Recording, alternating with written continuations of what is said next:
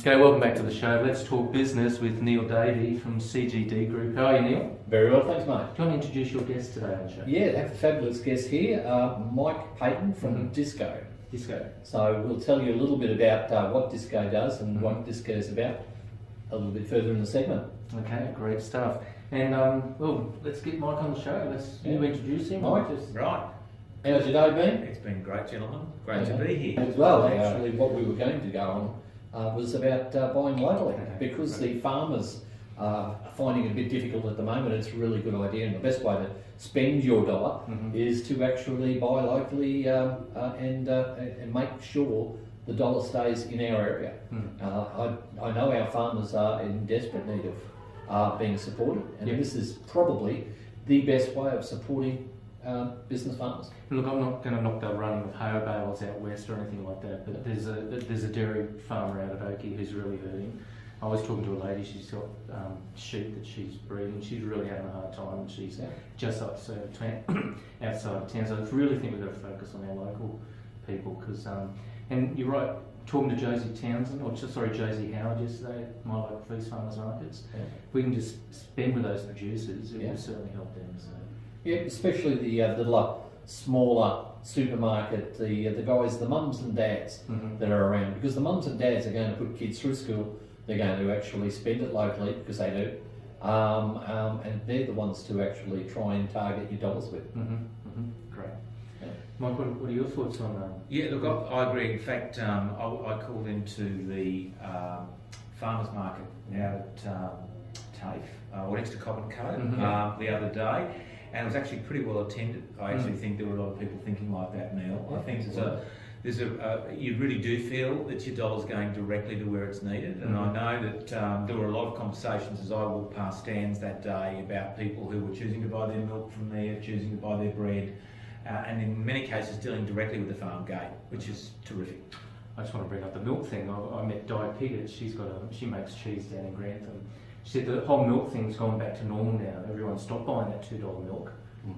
They went and bought the locally produced milk. Now we've gone back to the $2 milk, so now we've got to start a campaign of buying. Well, and look, I know it's happening in Melbourne, and I think it'll catch on. We've got milk going back into glass bottles. And you know, all that's about recognising that things are reusable. We've had the techniques for years, so these bottles are coming back to the same farmer, so the farmer's actually building that connection with consumers, developing a direct relationship with the farm gate, and the farmers are loving that. They're able to charge a price that's fair. You know, we cannot have dairy farmers working for $2 an hour. No. It's a disgrace, you know, and the bottom line is, up until now, they've been backed into a corner by the big grocery giants, and you know, it's up to all of us, as you said, Neil, to buy local, and we can do that directly at our own markets. If you go to places like IGAs and Spar supermarkets, they're generally owned and operated by the guy who's at the till, you know, and they're the guys that you really want to target as well, because as the milk in the bottles, I know they have them.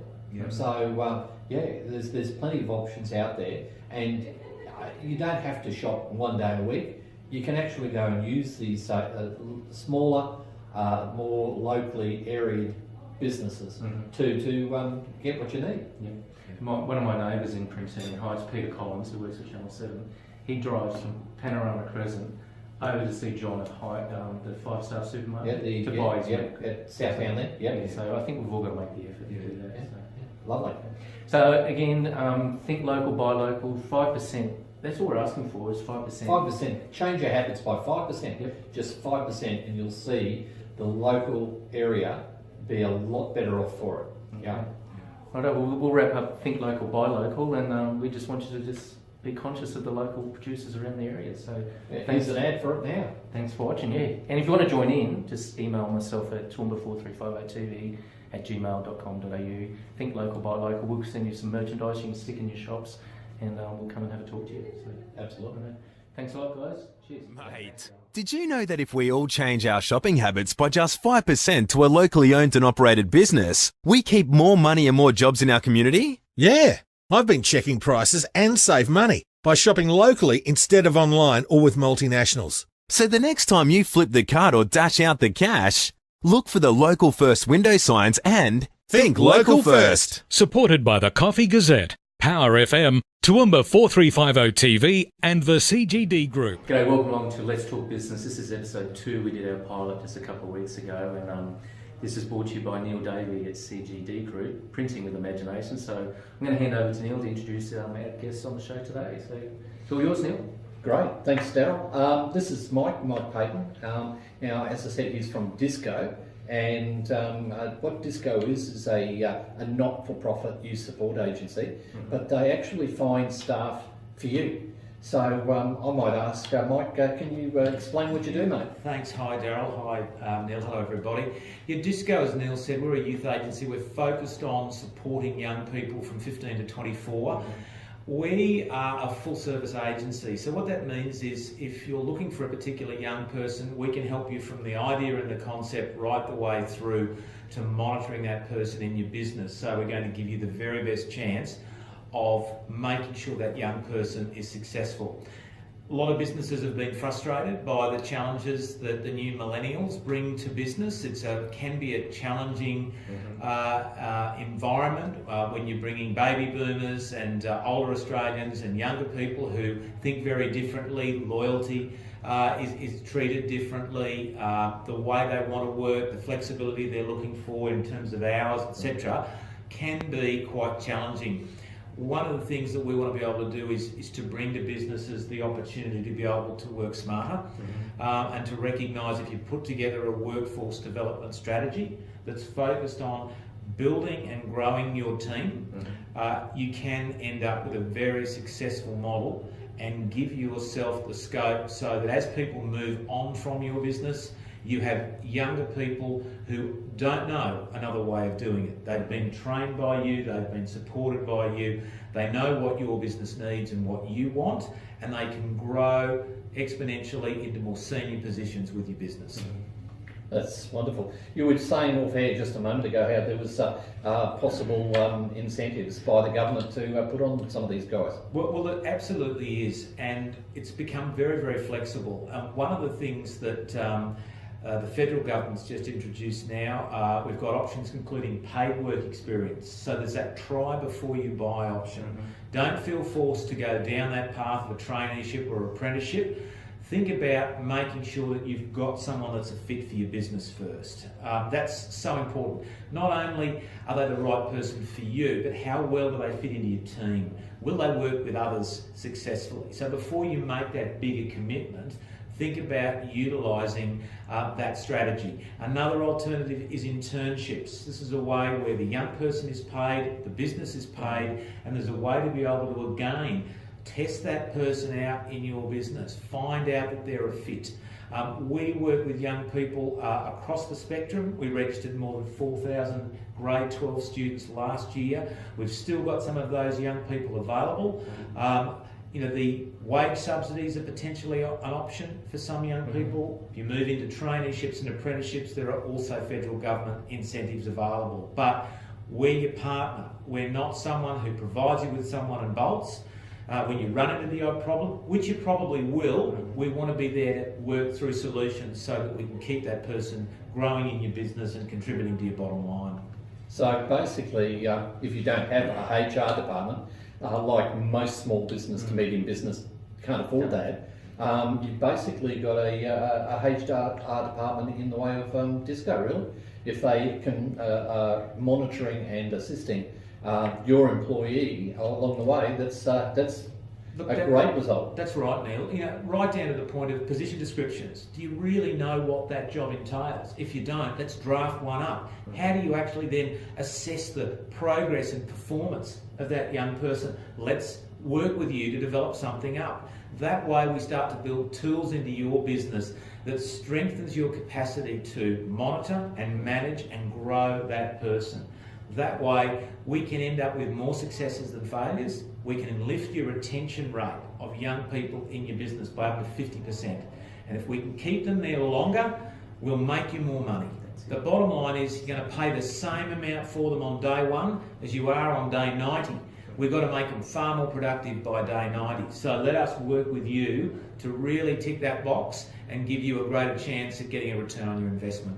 It's great. Look, there's some great information there. We're just going to take a short break and we'll come back and ask Mike some more questions. Extra, extra, read all about it. Toowoomba's own and local Coffee Gazette. This month's edition is out now in your favourite coffee shop, and it's free. Welcome back. We're on the other side.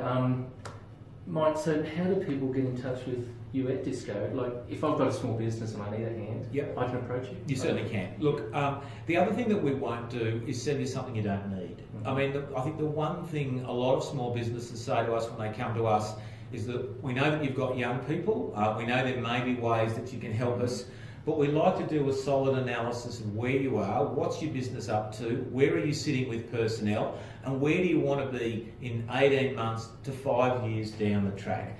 Young people can be a part of your employment solution. They are not going to be the entire solution. So what we want to be able to do is to work out right back to your budget, how much have you got to spend, what potentially may be available to assist you.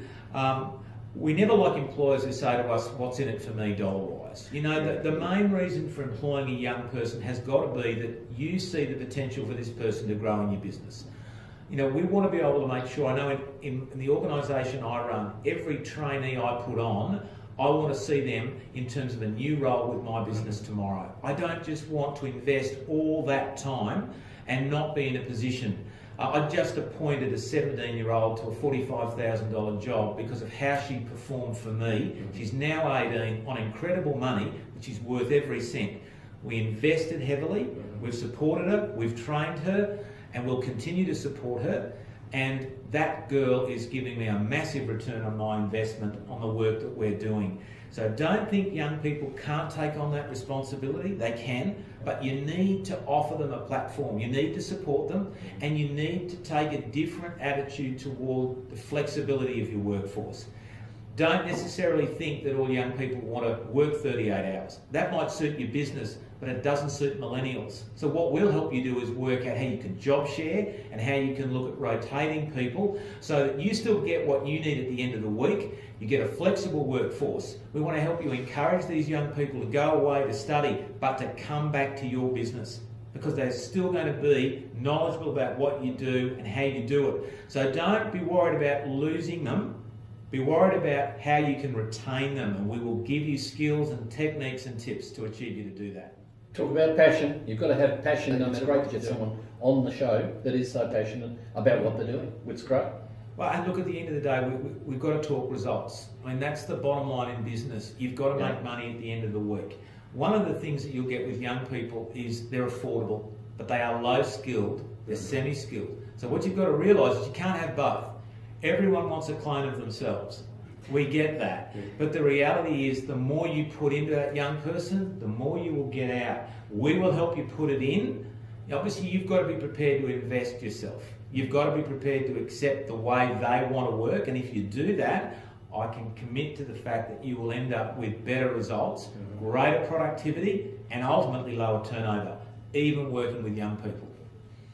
Sounds fabulous. Win-win situation. Yeah. So I'm an employer, how do I get in touch and find out more information? Certainly. So look, initially give our primary number a call, 46383088. If you want to just flick me an email just to feel out some of the things you've heard on the show today, give me an email at mike, M-I-K-E, at disco.org.au. Happy to get back to you. We can converse via email. Happy to pop out and talk to you in your business environment and just have a chat to see if you'd like to explore some options. Also happy to link you to some employers that have worked with us before. Don't take my word for it. Talk to some people who've actually seen what we do with young people and see what you think after chatting to them. Great. I'd like to also have a big thank you to the CUA Bank, we're in their facility today. This is an amazing space CUA have put together. If you're a not-for-profit or you're just doing a project like we're doing, you can get boardrooms here. They've got an extra space out the back of the bank there, and they've been very helpful with us today. So. Extremely helpful. Yeah. So thank you CUA, and we'll probably come back here for sure sometime. I think this is a great space. Yeah. Yeah. I really think we can do more here. So again, thank you, CUA. Well, that wraps up episode 2 of Let's Talk Business. That was quick, wasn't it? Episode 2, down the track. Episode 2. So hope you enjoyed it. If you've got any questions, certainly pop me an email at toowoomba4350tv@gmail.com, and I can pass it on to Neil as well. And if you'd like to come on the show, we're looking for guests. Yeah, just ask. And let's talk business. Let's talk business. Okay, until next time. Thanks, Mike, for coming on the show. Thanks, Mike. Thanks, I'm James. Daryl Nicholson, Neil Davey, and Michael Hayden. Thanks very much, and take care. Ta.